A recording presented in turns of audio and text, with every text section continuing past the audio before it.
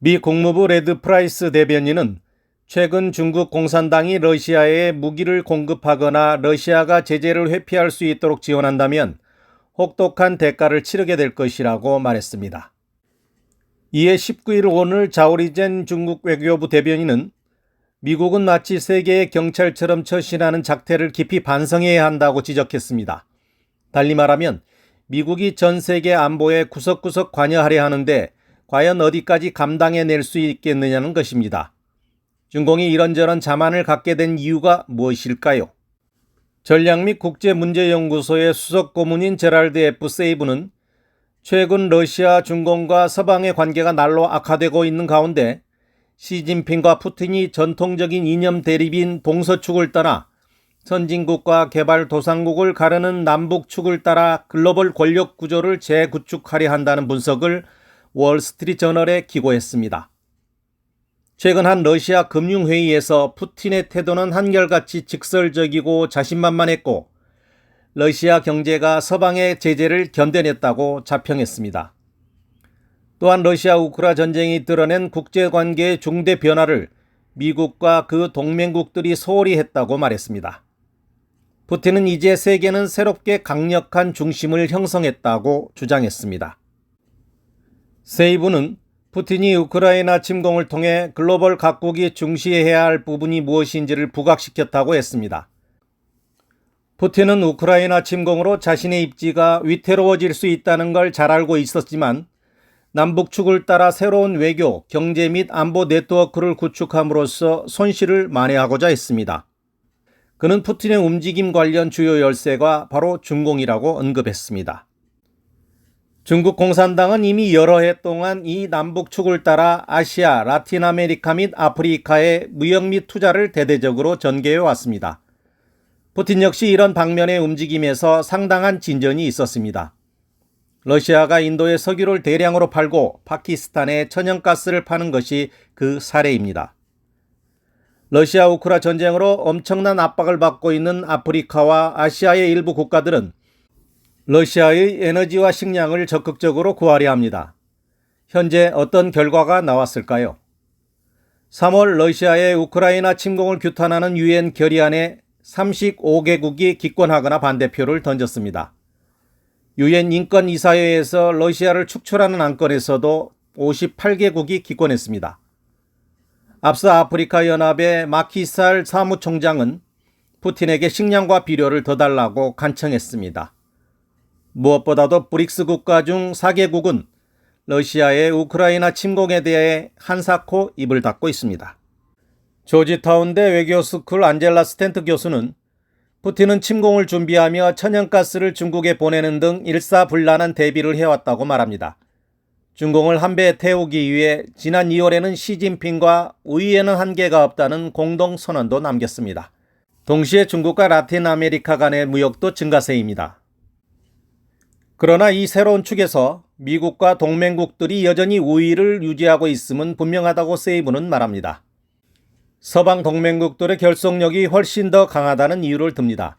현재 나토는 활력을 되찾았고 유럽연합은 우크라이나를 동맹에 초대했으며 서방국들은 모스크바를 제재하고 우크라이나를 돕는 동맹을 공고히 했다는 것입니다.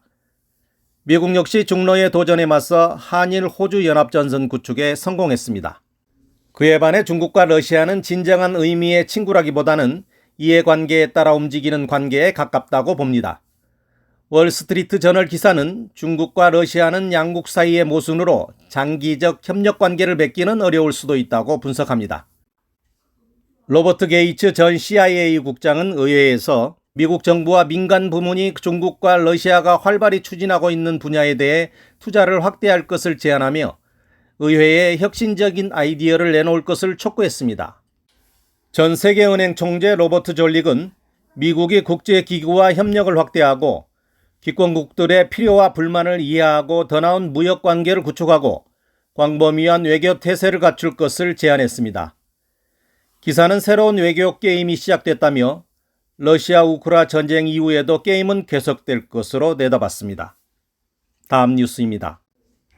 19일 유럽연합 집행위원회는 우크라이나가 소모한 무기 재고를 추가 지원하기 위해 방위 공동구매 조달 비용으로 회원국당 약 6,682억 원 규모의 기금 분담을 제안했습니다.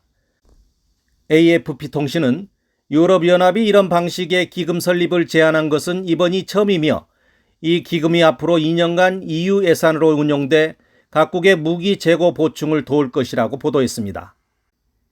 EU 집행위원회는 무기 재고를 보충하고 낡은 방어 시스템을 교체하며 대공 및 미사일 방어 시스템을 강화하는 것이 EU의 최우선 과제라고 말했습니다.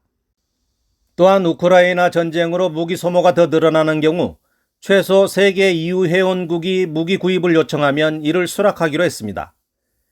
EU 집행위원 티에리 브루통은 EU 국가들은 탄약, 경포, 중포, 대공 및 대전차 방어 시스템, 장갑차 및 전투 차량까지 각국의 재고를 확보했다고 말했습니다. 그는 취약한 상황이 조성된 만큼 시급히 대처할 필요가 있다고 경고했습니다.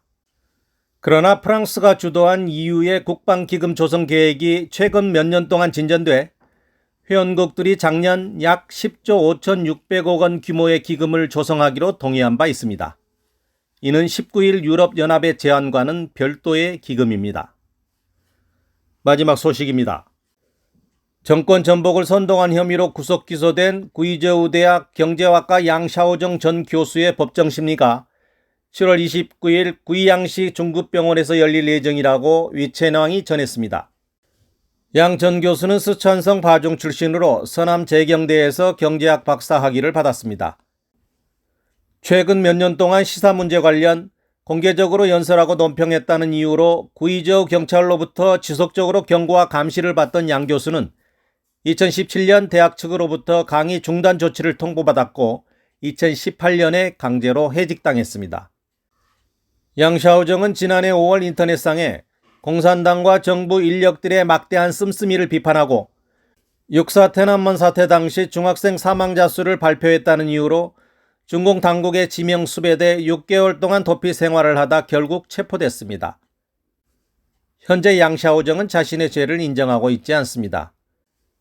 그는 공권력을 가진 자가 스스로 법을 어기고 권력을 남용하도록 허용하면 모든 중국인이 자신과 같은 끔찍한 경험을 하게 될 것이라고 말했습니다. 진실탐사대 이원선입니다.